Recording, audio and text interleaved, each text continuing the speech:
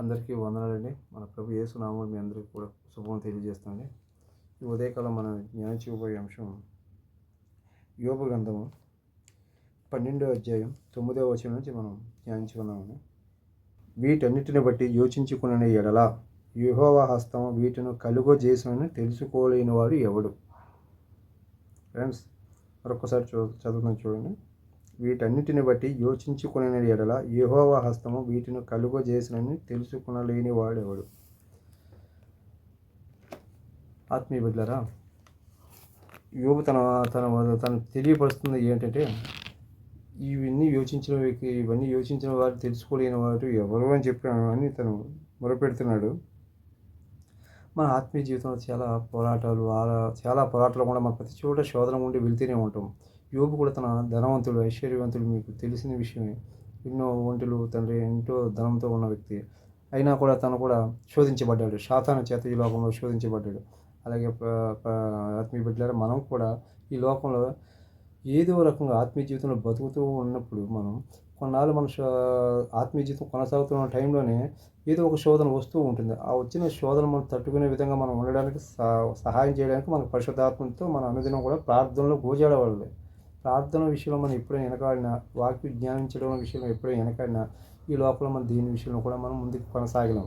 ఏదో ఒక చోట పడుతూ లేస్తుంటాం. కానీ ఫ్రెండ్స్, మన మటుకు ఆత్మీయ జీవితం కొనసాగే ముందు మనకు ఒక ఆయుధం లాంటిది ఈ ప్రపంచంలో.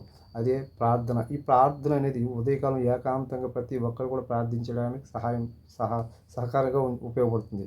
ఆ ప్రార్థన లేని జీవితం చివరికి ఎలాగైపోతుందంటే, ఉదాహరణకి మీకు ఒక విషయం తెలియబడుతుంది చూడండి. ఒక గనిలో ఆఫ్రికాలో ఒక గని ఉందండి. ఒక గనిలో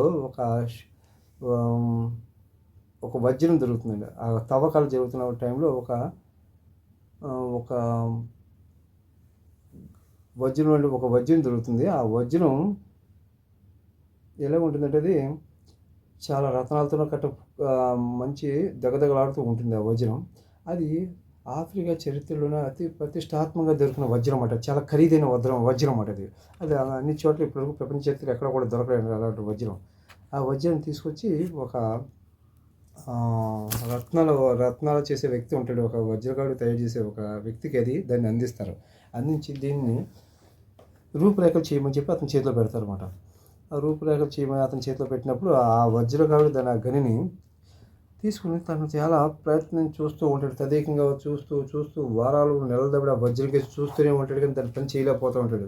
దాన్ని ఏ విధంగా దాన్ని రూపురేఖ తీసుకురావాలి అని ప్రయత్నం చేస్తూనే ఉంటాడు. ఆ వజ్రపైన పరిశీలించి బొమ్మలు గీస్తూ ఉంటాడు. బొమ్మలు గీస్తూ దాని నాణ్యతలోనూ దాంట్లో ఉన్న లొసుగులు, పగుళ్ళు అన్నిటిని మీద బాగా అవగాహన పడతాడు.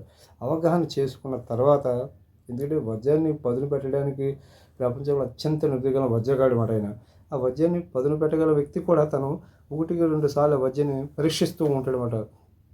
అంటే దాన్ని కొట్టేటప్పుడు, వజ్రాన్ని మధ్యలో పగలగొట్టేటప్పుడు సరైన ప్లేస్ చూసి సరైన చోట ఆ నిపుణుని యొక్క ఉలి దెబ్బ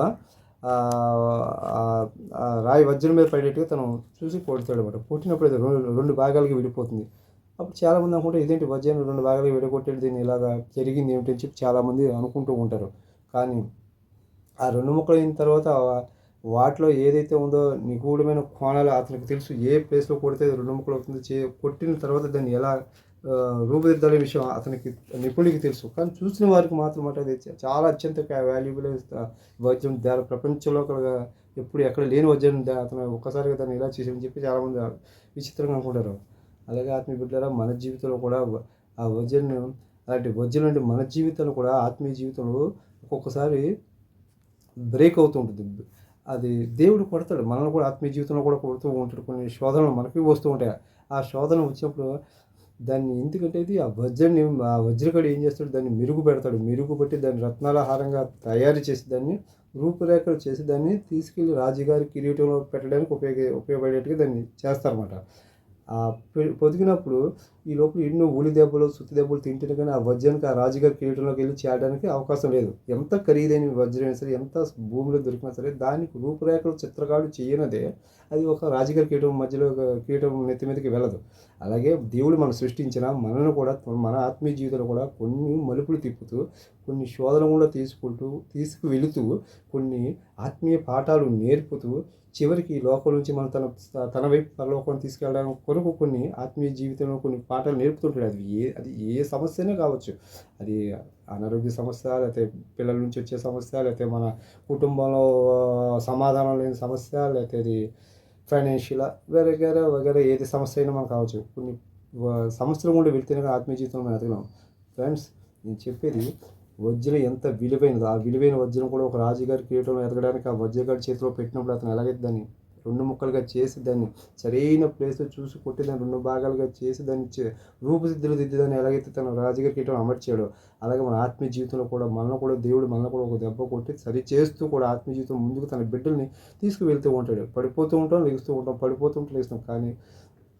కానీ నశించిపోకుండా మనం తన బిడ్డలుగా ఎప్పుడు ఉండాలని చెప్పి మనం తప్పును సరిచేస్తూ తను నడిపిస్తూ ఉంటాడు. ఈ యొక్క విషయాన్ని పరిశుద్ధాత్మ దేవుడి యొక్క సమక్షంలో మీకు తెలియపరుస్తున్నాను. మీరందరూ కూడా తండ్రి ఈ యొక్క విషయాన్ని గ్రహించగలుగుతారని. ఎందుకంటే ఇప్పుడు యోబు గారు మనకు చెప్పి ఉన్నారు ఏమని, వీటన్నిటిని బట్టి యోచించుకునే ఎడల యెహోవా హస్తం వీటిని కలుగజేసినని తెలుసుకొనలేనివాడు ఎవడు? యెహోవా హస్తం ఇవన్నీ కలగజేసినని తెలుసుకోలేనివాడు. ప్రతి ఒక్కరూ తెలుసుకుంటారు, తెలుసుకోవాలి కూడా. ఎందుకంటే ఆత్మీయ జీవితం అనేది ఒక మెరుగు పట్టిన రాయిలాగా తయారవడానికి ఈ యొక్క యోబు గారు చెప్పారు. యోబు గారి జీవిత చరిత్ర అంతా మీకు తెలుసు. ఆయన కూడా ఎన్ని కష్టపడ్డారు, ఇన్ని అయినా సరే ఎడతెగకుండా ప్రార్థన చేస్తూ తనకున్న విషయంలో ఆర్థిక వ్యవస్థ స్థితించిపోయినా సరే, గతించిపోయినా సరే, తన యొక్క నిర్లక్ష్యతను వహించకుండా తను కొనసాగించడానికి సహాయం చేశాడు. అలాగైతే మనం కూడా విశ్వాసయాత్రలో కొనసాగించడానికి, మన జీవితంలో తుది శ్వాస వరకు కూడా కంటాలను ఊపినంతలో కూడా తండ్రి ఆత్మీయ జీవితం ప్రయాణించడానికి యోబు గారిలాగా మనం కూడా ఎడతెగక ప్రార్థిస్తూ మన ఆత్మీయ జీవితం కొనసాగించడానికి సహాయం దయచేయాలని పరిశుద్ధాత్మని మీరు అడుగుతూ ముందుకు కొనసాగాలని ఈ యొక్క విషయాన్ని మీకు అందరికీ తెలియపరుస్తాం. మీ అందరికీ కూడా ప్రైజ్ చేయండి. ప్రభు అందరికీ వందనాలు తెలియజేస్తాను.